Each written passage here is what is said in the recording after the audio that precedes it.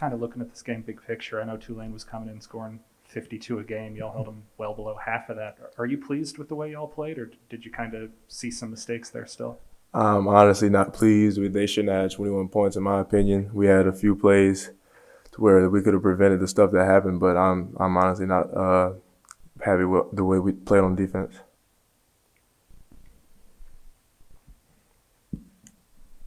I'll ask you about the back end of the defense, since that's where you play, but what are the areas that you guys need to shore up back there?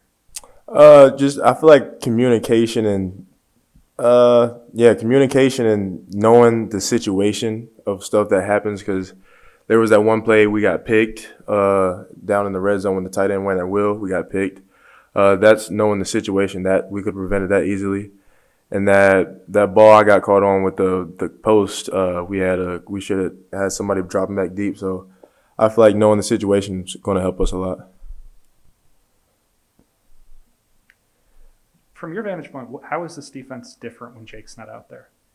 Springer, Jake's actually he does add a lot of energy to the defense, but I feel like we've been doing a good job of keeping the energy up. I feel like we haven't lost. Obviously it hurts to not have him out there, but I feel like we've been doing pretty good at keeping the pace going without him out there. Kind of big picture through 3 games, is this about what you expected the defense to be doing, or are you surprising yourself at all? Are you a little disappointed based on expectations? Just where is the defense in your mind? I always think there's room for improvement. I think we've been doing good so far, but I always think there's room for improvement.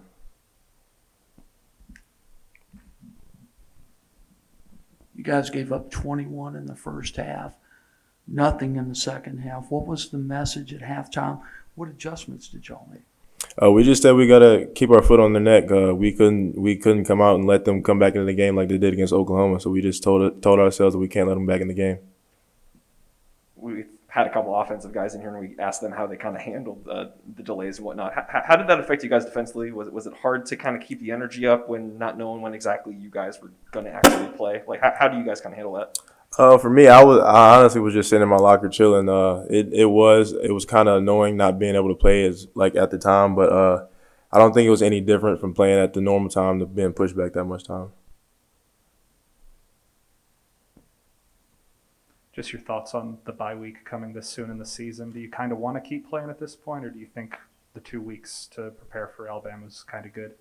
I honestly think that's going to be big for us to prepare mentally for what we have to do in the next week coming after that. I feel like the bye week is going to help us a lot to be mentally prepared for that game coming up. Obviously, there's a big difference in defensive stats coming into this year, but how does it feel when you're going into a game knowing that Springer's not going to be able to be there, but there's guys like Tysheem Johnson, true freshmen who can immediately come in and make an impact and change the course of the game?